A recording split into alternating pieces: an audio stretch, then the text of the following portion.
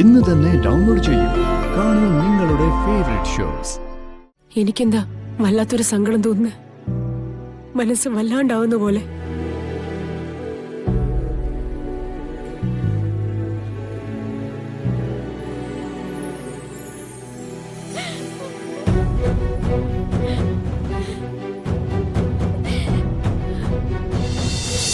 അതെ, കളരിക്കൽ കുടുംബത്തിലെ ആണുങ്ങളുടെ ആദ്യ രാത്രി അത്രയ്ക്ക് എളുപ്പമല്ല.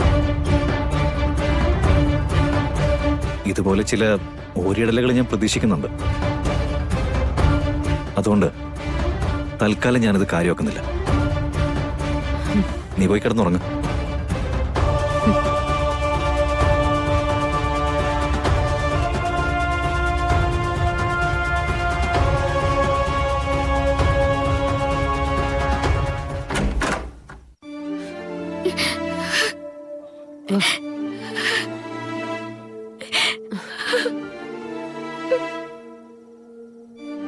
എന്താ നിനക്ക് പറ്റിയത്? ഞാൻ പിന്നെ എന്ത് ചെയ്യണായിരുന്നു മാഡം? എല്ലാരും കൂടെ നിർബന്ധിച്ച് എന്നെ അവന്റെ മണിയറയിലേക്ക് വിട്ടു. ഞാനവിടെ തങ്ങണായിരുന്നു.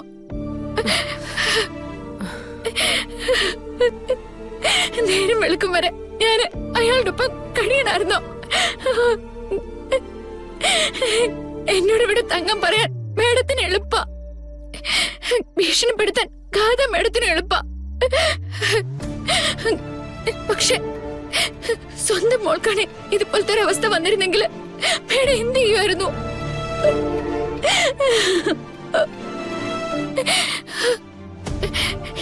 എന്റെ അമ്മ ഗതിയില്ലാത്ത ഒരാളായി പോയി. അതുകൊണ്ടാണല്ലോ എനിക്ക് ഇങ്ങനെ ഒരു വേഷം കെട്ടേണ്ടി വന്നതും നിങ്ങളുടെ അടിമയായിട്ട് നിൽക്കേണ്ടി വന്നതും.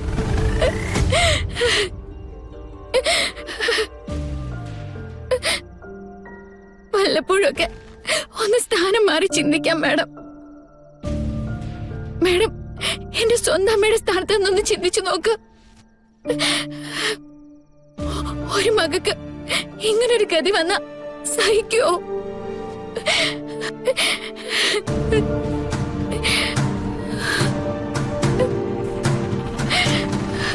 ഇനി നവീന്റെ റൂമിലേക്ക് പോകണ്ട. നേരം വെളുക്കുന്നവരെ ഞാൻ അവിടെ ഉണ്ടാവും. നീ കിടന്നോ. മാഡം എന്നെ എപ്പോഴാ ഇതിൽ നിന്നൊന്ന് മോചിപ്പിക്കുന്ന? കടമ പൂർത്തിയായി. എന്റെ മരണം പൂർത്തിയായിട്ട് ഗാഥ ഇങ്ങോട്ട് വരുള്ളൂന്നുണ്ടോ? അതോ ശാപം വലിക്കുന്നതിന് മുന്നേ ഞാൻ സ്വയം ചാവണോ? അതും കൂടി മേഡം എനിക്കൊന്നും പറഞ്ഞതാ. ഞാനത് ചെയ്തോളാം. എന്റെ അമ്മയെ രക്ഷിക്കാൻ വേണ്ടി സ്വയം ജീവൻ കൊടുക്കാൻ തയ്യാറായ പെണ്ണാ ഞാൻ. ഇപ്പൊ അതെനിക്ക് വലിയ കാര്യമായിട്ട് തോന്നുന്നില്ല. നീ നേരത്തെ ചോദിച്ചില്ലേ നിന്റെ അമ്മയുടെ സ്ഥാനത്ത് നിന്ന് എന്നോടൊന്ന് ചിന്തിച്ചു നോക്കാൻ? അത് ഞാൻ നിന്നോട് തിരിച്ചു ചോദിച്ചാലോ? നീ നിന്റെ അമ്മയെ രക്ഷിക്കാൻ വേണ്ടി എന്തും ചെയ്യുന്ന പോലെ നിന്നെ രക്ഷിക്കാൻ വേണ്ടി നിന്റെ അമ്മയെ എന്തും ചെയ്യില്ലേ? നമ്മൾ തമ്മിൽ തർക്കിക്കണ്ട. എത്രയും പെട്ടെന്ന് ഈ പ്രശ്നത്തിന് പരിഹാരം ഞാൻ കണ്ടെത്തിക്കോളാം. നീ കിടന്നുറങ്ങിക്കോ. മാഡം എന്റെ കാര്യം നോക്കണ്ട, ഉറങ്ങിക്കോ. ചെല്ലേ.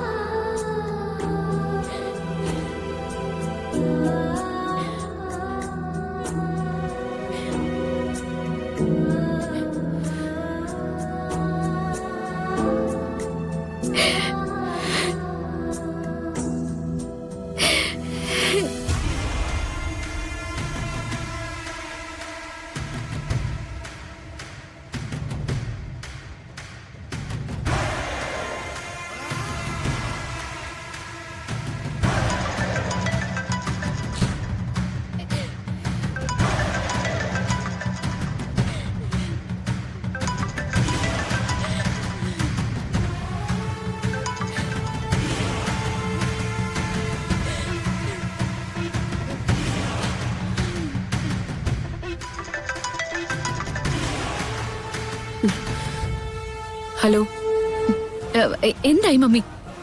അവൾ എവിടെ? അവൾ എന്റെ കൂടെയുണ്ട്. ഞാൻ അവളെ ഒരു റൂമിലാ. മമ്മി എന്നോട് കള്ളം പറയല്ലോ. അല്ല, നവീന്റെ മണിയറയിൽ അയാൾ തനിച്ചേ ഉള്ളൂ. മമ്മി നിന്നോട് പറഞ്ഞ വാക്ക് തെറ്റിക്കില്ല. ഓക്കെ, മമ്മി പറഞ്ഞ എനിക്ക് വിശ്വാസം. മോളി കിടന്നുറങ്ങ്. ഇനി വിളിക്കരുത് കേട്ടോ. ഇവിടെ വെച്ച് ഞാൻ ഫോൺ അറ്റൻഡ് ചെയ്യുന്നതും സംസാരിക്കുന്നതും ചിലപ്പം ദോഷം ചെയ്യും.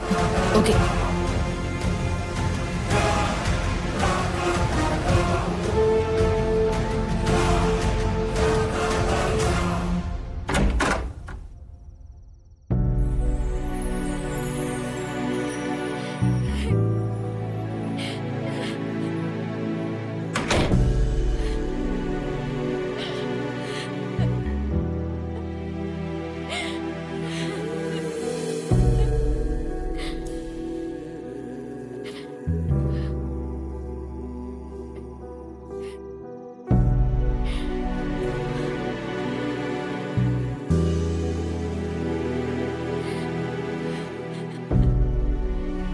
എനിക്കെന്താ വല്ലാത്തൊരു സങ്കടം തോന്നുന്നു. മനസ്സ് വല്ലാണ്ടാവുന്ന പോലെ.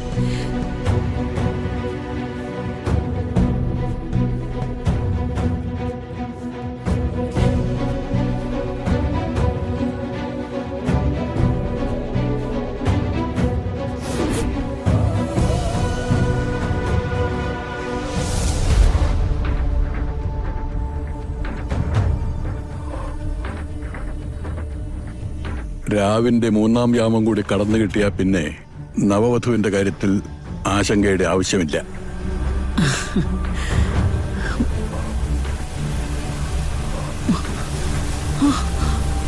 അയ്യോ തിരുമേനി, എന്തോ അനർത്ഥങ്ങൾ സംഭവിക്കാൻ പോകുന്ന പോലെ എന്റെ മനസ്സിലൊരു തോന്നല്.